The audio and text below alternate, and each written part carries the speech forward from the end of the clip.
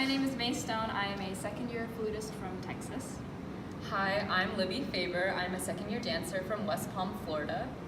My name is Jonathan Luik, and I'm a first-year double bassist from Germany. Hi, I'm Matilda Mackey, and I am also a second-year dancer from Iowa City, Iowa. And we are the Tone-tastic Four. Today, we would like to share with you some tidbits on classical versus contemporary dance and music. So classical music, we've all kind of grown up listening to it, and we're used to hearing it. It really is easy to listen to based on tonal harmony, and it generally just follows these really set structures just to make it easy to absorb. And very similarly, classical dance is very much related to the more balletic form, and ballet was actually invented in 15th century France by Louis XIV in the French courts, and so it slowly evolved into the form that we know today as ballet. And ballet serves to represent the lines and form of the body, and it's really to show the virtuosity of the body. Contemporary music, on the other hand,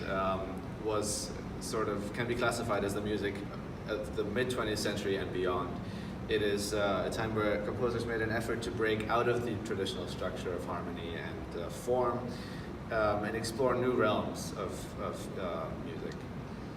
Yes, and along with the contemporary dance, or music, is contemporary dance. After ballet had its long reign throughout Western culture and dance, modern dance became a divergent from ballet, and from that divergent source, out of modern came contemporary dance, which focuses heavily on the inner soul and visceral sensations of each personal dancer and how that relates to society, politics, roles that people play within the world that they live in, and sort of applying more of a balletic fundamental as the base and allowing the inner person to really take form on top of that and thus emulate contemporary music and the contemporary life forms that we live in.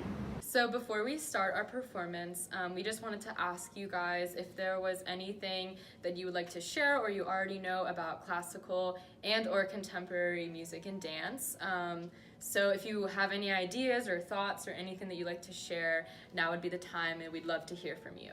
So the first piece we're going to start with is the Loeb divertimento for flute and bass, and you'll notice that this piece is atonal. There's no melody you can really come back to. There's not really a set structure. What's really interesting about this piece is that there's a lot of changes in dynamics and sharp articulations that punctuate the silence, and you'll notice that the dancers, the way they dance, relates to the music in this way.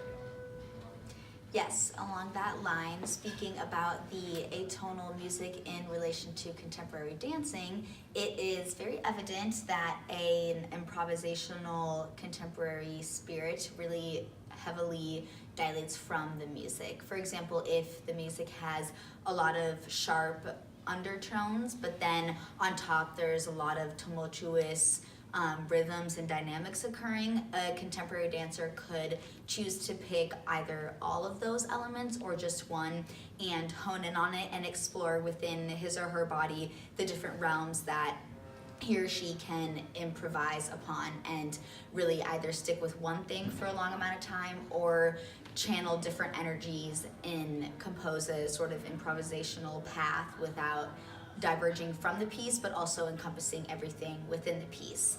And the same is true for a choreographed piece. The difference between a choreographed duet, as we will do in this performance, and an improvised duet or a solo is that improvisation is taken entirely by every impulse and chance alteration as the dancer experiences on his or her own, and the set duet is choreographed, and so the movements can still clearly reflect the atonal qualities of the music, but they will be already prepared and the dancers aren't acting strictly on impulse.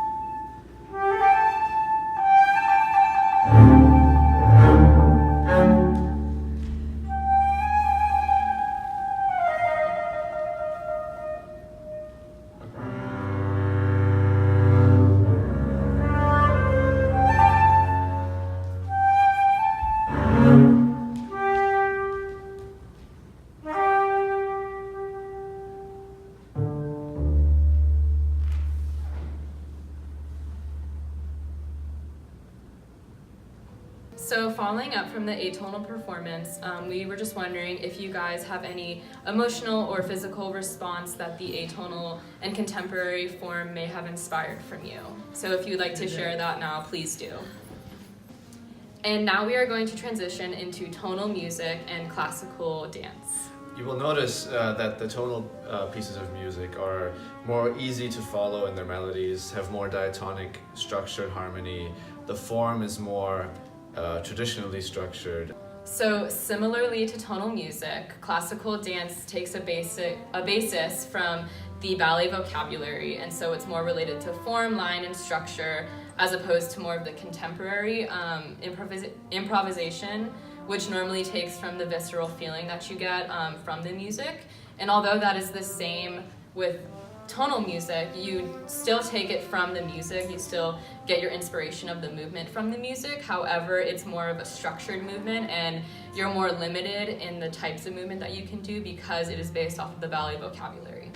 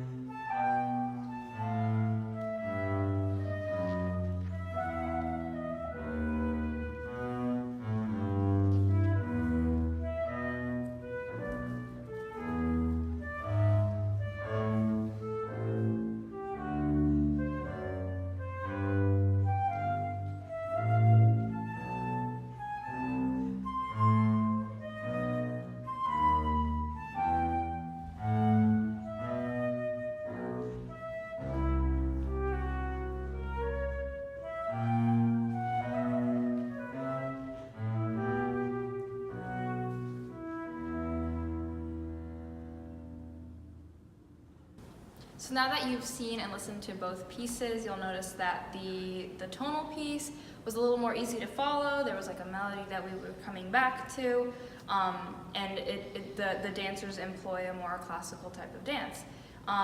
Whereas with the atonal piece, there's not really a melody you can come back to. There's a lot more stretches in the limits of the instrument, and I think that's the big difference between tonal and atonal music, because with atonal music you're not quite as limited to certain structures and repeating melodies, but with atonal music you can really explore stuff that you would not normally find in tonal music. You can explore crazy different pitches and like a bunch of melodies that don't really line up. Yeah, it definitely it pushes the performers to different limits of their ability. And that's how the dancers also can relate to the music in a much different way, as you've seen.